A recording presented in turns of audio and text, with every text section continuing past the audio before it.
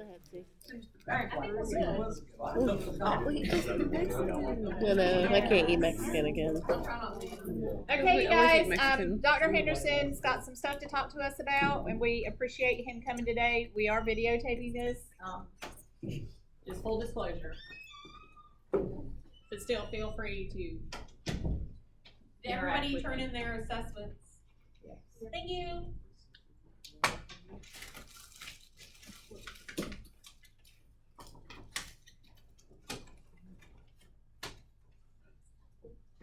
Hello, everybody. Thanks for am I in the way here? Nope, you're good. All right. So one of the things that kind of initially prompted me coming in this time was in the last maybe 6 weeks or so, we had a run of little incidents, if you will. We had just cases that weren't handled as well as they should have and could have been, and we had some issues that came up for review of quality for one reason or another, a couple self-reported cases.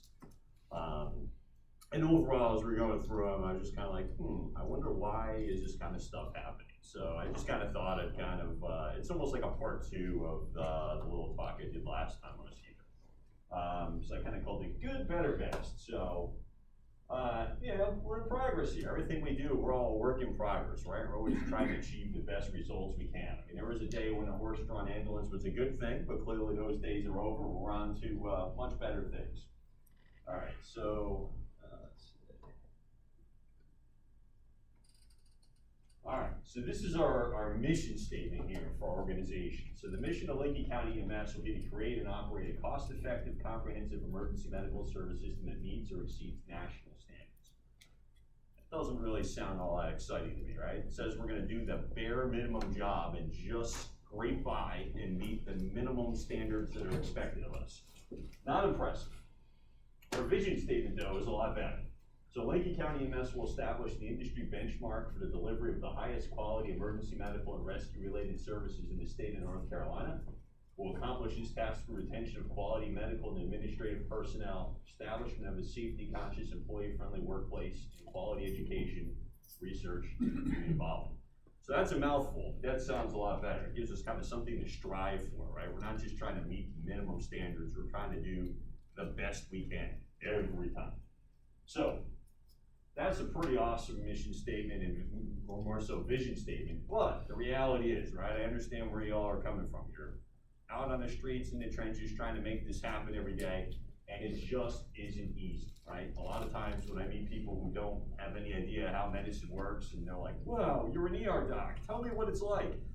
I used to struggle with an analogy, but now I say, well, imagine yourself being stuck in a muddy field for 12 hours in a 2-wheel drive truck.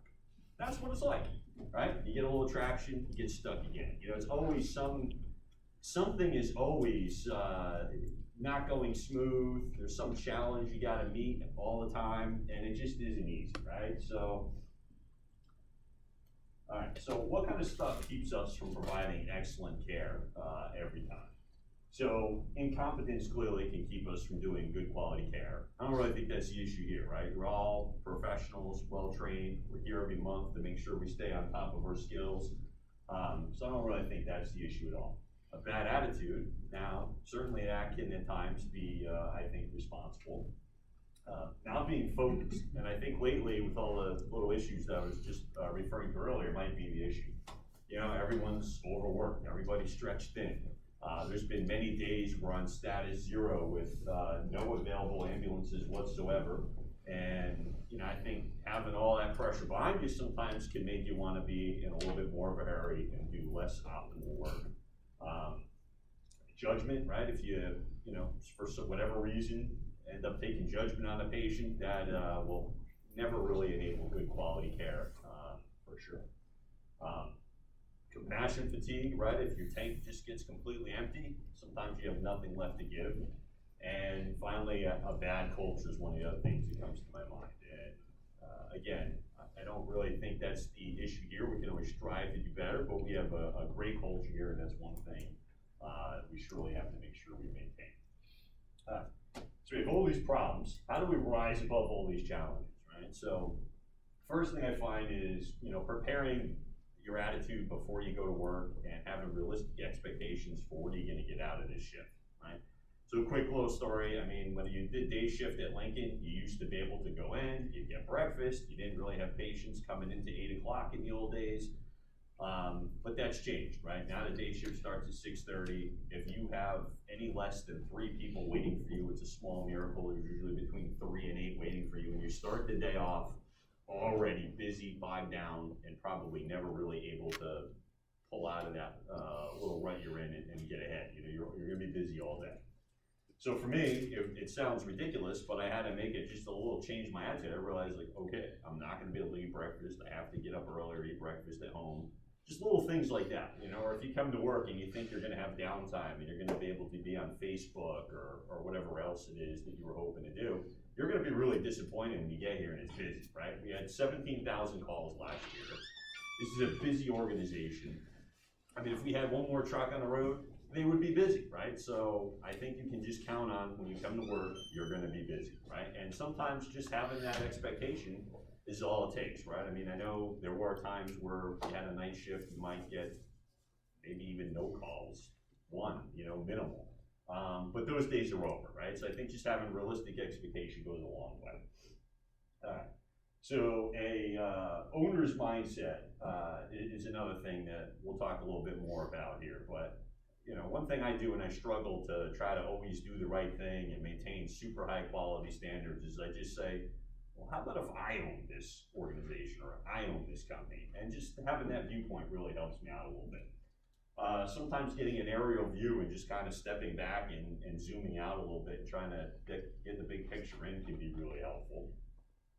An attitude of having a servant's heart, I think, is critical in our business, right? We're here to serve, and we'll talk more about that. And then finally, craftsmanship is something that's important to me in pretty much every aspect of life, and we'll get into that a little bit too.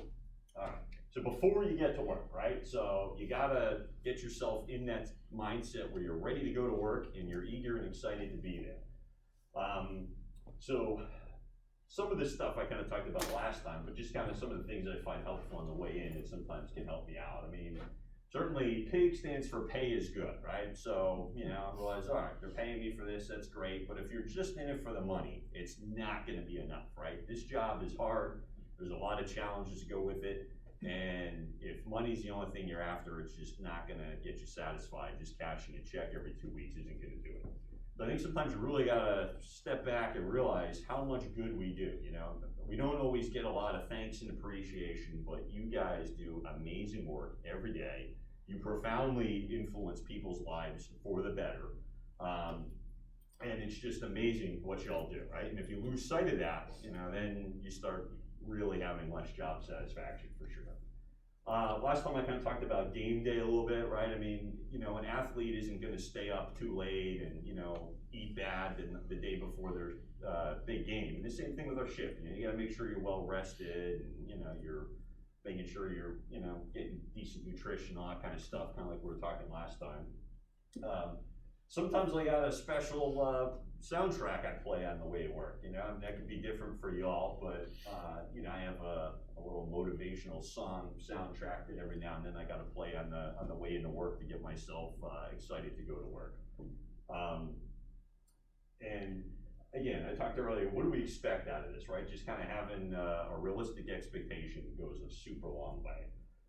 And out of all the things we could have done, we all chose to be here, right? We're not slaves. We don't have to come here. We all chose to do this.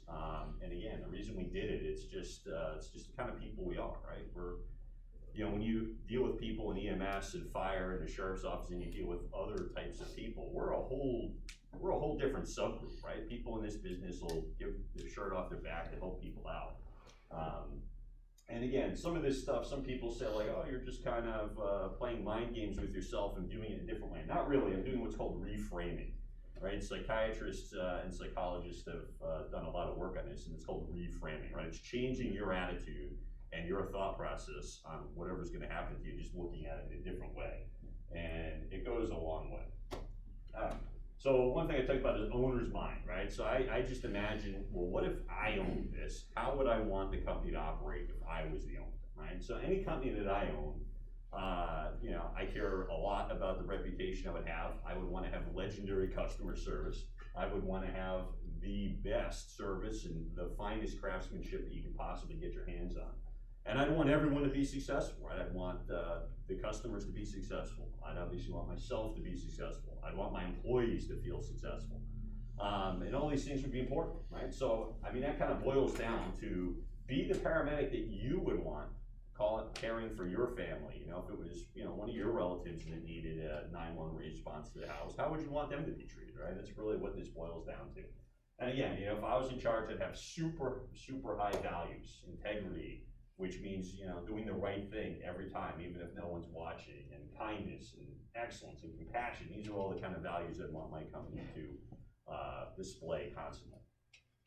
So this is a little known fact here, but this is paramedic Barnes. When he was in paramedic school, he worked at an ice cream shop, to earn a few extra dollars there. But no, the reason that's there is the ice cream shop. I mean, imagine if you owned an ice cream shop and you close up at, you know, 1900 hours, and some little soccer league wins a tournament and they show up at 1851 hours to celebrate their little soccer win, and they all want to have ice cream. But if you're just an hourly wage employee rather, you're gonna run up to the door, flip it to close, turn the lights off, and bail out the back door, right? Because you're like, whoa, I go home in like 8 minutes. We're not dealing with this now. Now, if you're the owner of the ice cream shop, you'd have a different standpoint on this, right? You'd say, whoa, this is an excellent opportunity to make money. We have a whole busload of little kids in here. This is gonna be great. And I think that really follows through what we do, right? What do you do if your shift ends at, you know, 1800 and you get a call at, you know, 1732, right? I mean, how do you approach that, right? You can be miserable and say, ah, great, now I'm gonna go home at least an hour late at the end of the day. Or you can have that owner's mindset and just wanna give your all, even though it's gonna cause you to stay a little after closing time, all right? So this is how I would see the place if I showed up, right? Forget Lincoln County Emergency Medical. This is our TMS service, right? So again, helps me just kind of keep focused on what's important. I'm going big here. I took the hospital over too, you know, and it really helps, right? When things are rough there, if I pretend that I own it, it's much more easier, right? It makes me personally responsible for everything that happens, right? I'm not blaming it on somebody else. I'm not blaming it on the ER director. I'm not blaming it on the nurses, right? It's me. It's my company. I'm responsible, and I have to make sure that everything goes smooth and do whatever it takes to adjust the flow to make it so things go well. All right. So craftsmanship is something that's really important to me. I used to refer to this only in like trade work, like you know, trim carpentry and building cabinets. You know, that was to me what like craftsmanship was. It was having, you know, super tight miters. That screen's holding it, but that cabinet drives me nuts every time I'm in this room because the doors aren't parallel with each other. I just can't even look at that. That's not good craftsmanship, right? So, and craftsmanship is just basically extreme quality because the people who are doing the work have a lot of passion in their work. They're putting attention to detail and a lot of care into it, right? And craftsmanship is something we're doing one at a time. We're not mass producing hundreds of things at the same time. And it's a process, right? You constantly learn, you constantly get better, so it's something that you perfect over your career. And you know, the things that help maintain craftsmanship is practice. So every call you get, you have an opportunity for that. Constantly educating yourself and training yourself, which again, we do that well here every month. And you know, there's a lot we can learn from each other for sure. Accepting criticism is an important part of being a good craftsperson, right? You have to constantly have that desire to want to be better, and you have to be able to both give and accept constructive criticism without getting your feathers too ruffled. And again, that constant attention to detail is what enables high levels of craftsmanship. And again, it's a continuous process, right? We're continually improving. So if you're doing trim carpentry, craftsmanship is very easy to get your hands on, right? It means your miters are tight, your crown molding joints are perfect. Everything looks good when you're done, right? And I've since learned, well, it actually goes way beyond trade work, right? Now I realize I have a certain level of craftsmanship when I'm in the ER. There's a certain level of craftsmanship y'all can maintain when you're in EMS, right? And again, craftsmanship is just doing the best, right? So attention to detail, right? When we get on a call, especially if you're busy, it's easy to sometimes kind of gloss over certain things, but again, have high level of craftsmanship, it means we're gonna look into everything. We're gonna thoroughly investigate the complaints. If someone's ankle or knee hurts, we're actually gonna expose it and look at it, right? High level of craftsmanship. All right, so once in a while, you just kind of zoom out here and get an aerial view, right? Sometimes it's just really easy to lose the forest for the trees, if you will. And you know, there's a lot of different attitudes that kind of perceive our line of work, right? I know sometimes you can, you know, hear the address to a particular caller you're going to, and you already kind of know, like, it's that guy again. It's going to be the same nonsense. Doesn't really need a 911 response. This is ridiculous, right? And when you start having those kind of judgments, you just can't take good care of patients, right? Because when you get there, you're already got blinders on and you're not gonna see the problem. So I mean, sometimes I just kind of have to kind of quick zoom out and try to look at the big picture. And try to figure out, why did this guy call, or why did this guy come to the ER, why whatever, why did this happen, right? And it's easy to, you know, blame things on, it's like, oh, because he, you know, drunk too much beer again, or whatever. But you gotta kind of get beyond that, and just kind of try to look at the big picture, don't have any judgment of anybody. And one thing I've learned a long time ago is like, yeah, it's not my emergency, but I'm here to help you out with it, whatever it is, you know? To me, this may not be an emergency, but apparently you, for whatever reason, you decided it is. And that is what I'm here to do. So, all right. So an attitude of servant's heart is probably one of the most important things in my mind that we can possibly work to cultivate in this business. So you're serving somebody every day, right? I mean, no two ways about it. If we don't realize it, but we're probably serving ourselves a lot by just doing the things that, you know, are important to us and that we want to do. So it might be, you know, you hope you have a not busy shift and you come in, you're going to be able to do whatever it is you got to do, catch up on some reading, go online, whatever, right? So we're serving ourselves with that attitude. But we're here to serve others, right? That's what we do. And servants willingly meet the needs of others, right? We're not slaves or kind of forced into doing stuff. That's not us. We signed up to do this. We're servants. And it's all about fulfilling the mission, right? So earlier we talked about the mission statement, which was just okay, but then really the vision statement, right? We're trying to be the best we can be, help out as many people as we can, and do it well, and do it right the first time. Now, that sounds great, right? But sometimes there are things that get in the way of that, right? Sometimes you do all this stuff and you think like, gee, I wish I would just get a little more recognition or a little more praise, or, you know, could climb up the ranks a little bit and get a promotion, or all these kind of things, right? Again, that kind of diverts back to that you're serving yourself when you have that attitude, right? And one of the things that brought me into the business of emergency medicine is a TV show called Rescue 911 that maybe you've all seen, right? I used to love that show. Came on Wednesday night, never missed an episode, it was great. You know, you'd see like whatever, some guy falls in a well or whatever, and you know, the fire trucks and the ambulance show up and they get him out, and he goes to the hospital and gets all his broken bones casted and everything. And then there's a commercial break, comes back, the guy's having his 75th birthday party, and what do you know? All the firemen and EMS guys are invited to his birthday party. And, you know, which is great. They're having cake, everyone's telling them how awesome they are, what a good job they did. And I saw that and I was like, that's what I want to do. I want to help people out, and then I want to go to their birthday party and get this great sense of satisfaction for all this awesome work you do every day. I'm like, nothing could be better, right? Now, I don't know about y'all, but I have never gone to anybody's 75th birthday party, no matter how much you help, right? Sometimes we do some pretty awesome stuff, and it's not too often that patients come back and really seem to have a very thankful response to what we do for them. Once in a while they do, and it's great. You know, I try to remember, hey, they're having one of the worst days of their life, the day they have to call 911, so they're not necessarily in that mindset to be able to do that. All right, and again, having that servant's heart means when you show up on a call, you can kind of see yourself in that other person's predicament a little bit, right? So we see a need, we meet it, right? We see pain, we have compassion, we want to help them. And it can be hard to do, right? There's a lot of things that get in the way of that, but I think definitely trying to cultivate this is one of the things that really, you know, helps us maintain quality work and satisfaction in the job for sure.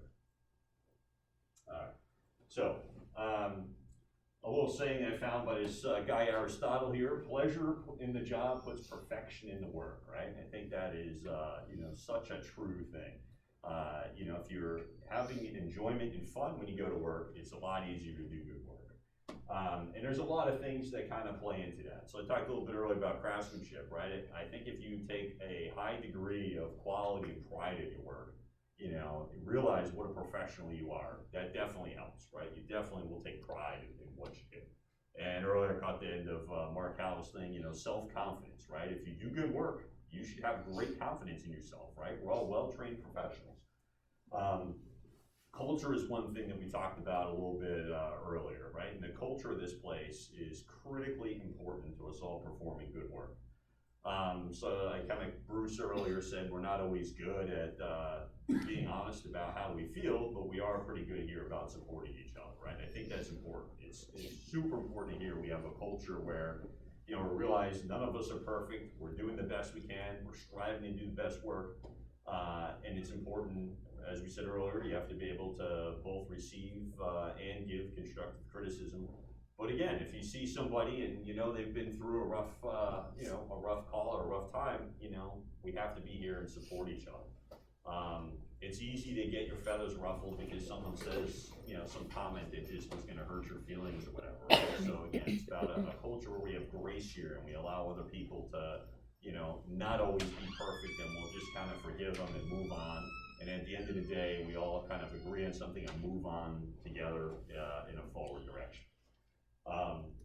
So again, you gotta remember who you are, right? You guys are heroes.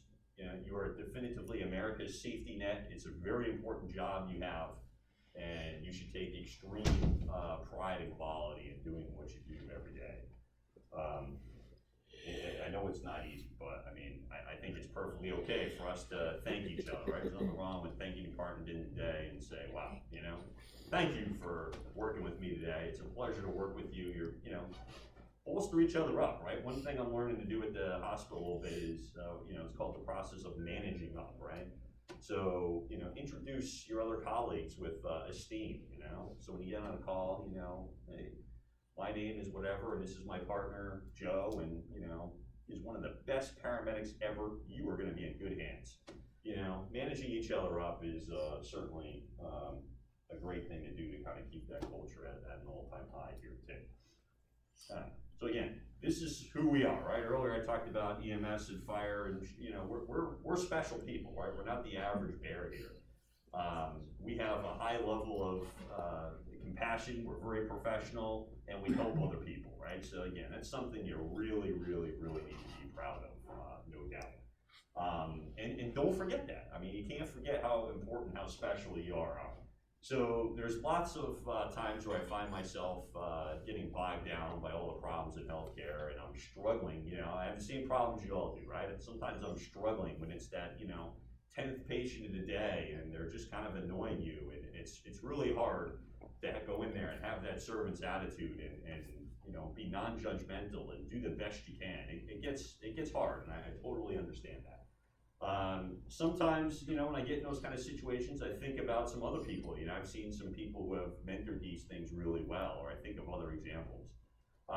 So on the bottom here, I put you, right? Because I mean, sometimes I've seen you guys come in, and you know, I've been truly moved by the compassion you all have had for patients, right? I've heard plenty of stories where you guys find people who have suboptimal living conditions, and you go back and you check on them, and you know, sometimes even meet some of their needs for food and clothing and things like that. And when you guys do that, I find that extremely motivating. And you know, there's dozens and dozens of stories you all doing that. So I mean, sometimes, again, just kind of zoom out and look at the big picture. You guys are amazing, all the things you do. Another story that sometimes I find myself thinking about is, I don't know if anyone's seen this movie, Hacksaw Ridge. Anybody see that? Well, anyway, I don't really watch much movies, and one of our grandkids was over, and I was trying to take him to the library to get books, and he finds out you can rent videos. So he didn't get any books, but anyway, he got this video, and I didn't really want to watch it, but I kind of got forced into it. And boy, I was so glad I did. It's a great story. First, this guy ends up using his belt as a tourniquet for some guy who gets injured, in his neighborhood. And he, brings the guy into the ER, and the ER doc says, wow, you saved this guy his life. So he felt really motivated to pursue medicine. So he ends up in World War II becoming a medic. And just kind of keep the story brief, in this one battle, he saved at least 75 of his own guys. He was able to, get them off the battlefield and lower them to safety. But the thing that I thought was so striking when I watched this movie is there's a few areas where you see him like running around, there's bullets flying everywhere, and he goes into these little caves. And these caves were occupied by the Japanese, right? So the enemy is in these areas where he's taking shelter briefly. And he would see some Japanese guys who were wounded walk by, and the guy pulls morphine out, and he gives him a shot of morphine. And when I was watching this, I got off my seat. I'm like, don't waste morphine on the enemy. You can't do that. Rations, buddy. And I was just at the time, I was like, how could you possibly do that? And when it was over, I realized, I'm like, what a silly thing for me to say, right? This guy's a medic, and he is operating under, he's just worried about compassion, taking care of people. He's not worried if you're the enemy or not. He's like a role model for what we do every day, right? This guy sees pain. He has compassion, he sees a need, and he meets it, right? And he doesn't just meet it to the minimal standards. He meets it to the maximum capability that this guy has.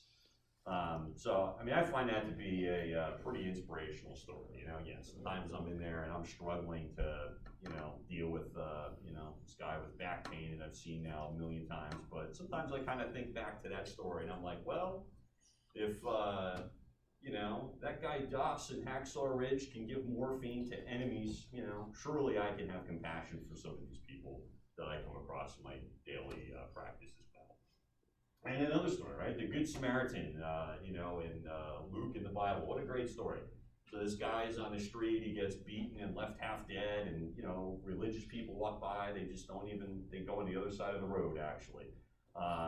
Some other people that would have more capability and resources help them, same thing. They go on the other side of the road and they just walk by, right? And a Samaritan who, in those days, Samaritans and Jews were like arch enemies. This guy goes up to him, dresses all his wounds, dumps out all his expensive stuff like wine and olive oil to clean his wounds, and then he brings him into a hotel and he puts the guy up in one of the local hotels for apparently what would be a couple weeks.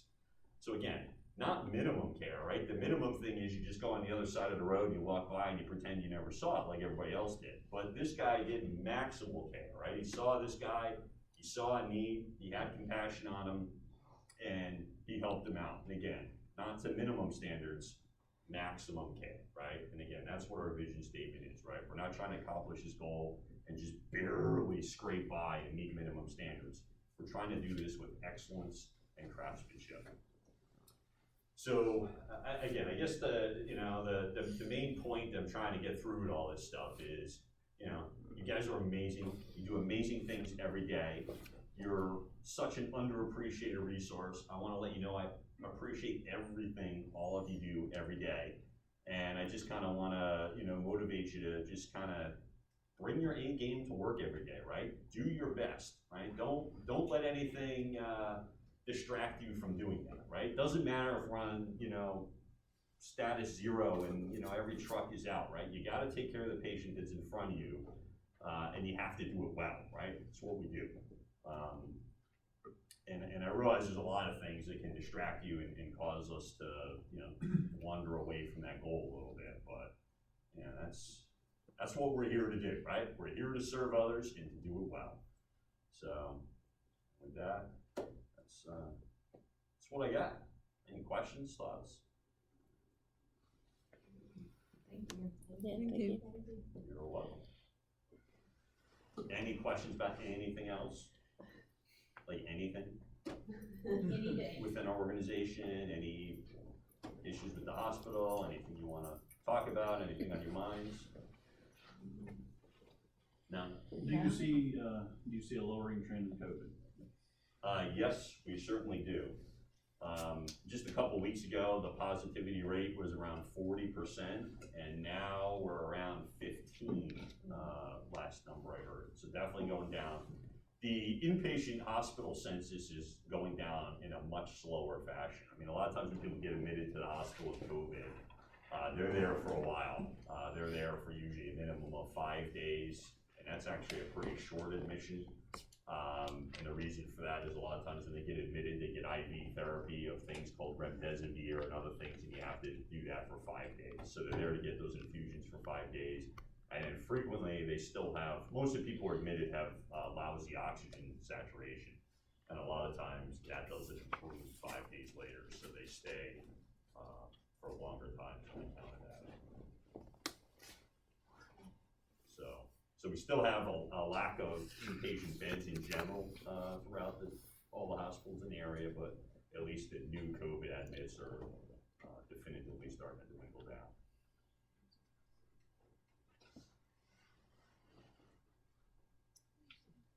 Do you see anything that EMS isn't doing as a whole to help, help better your nurses or help better the quality of patient care? No, usually it's just little isolated things that come up. In general, I'm proud to say that this organization does excellent quality work, except for what a few random little isolated things. You know, we're amazing. Be proud of it. Be proud of it. Anything else? No? No. Okay. All right. Well, yeah, thank you all for what you do every day. Thank you very much. Thank you.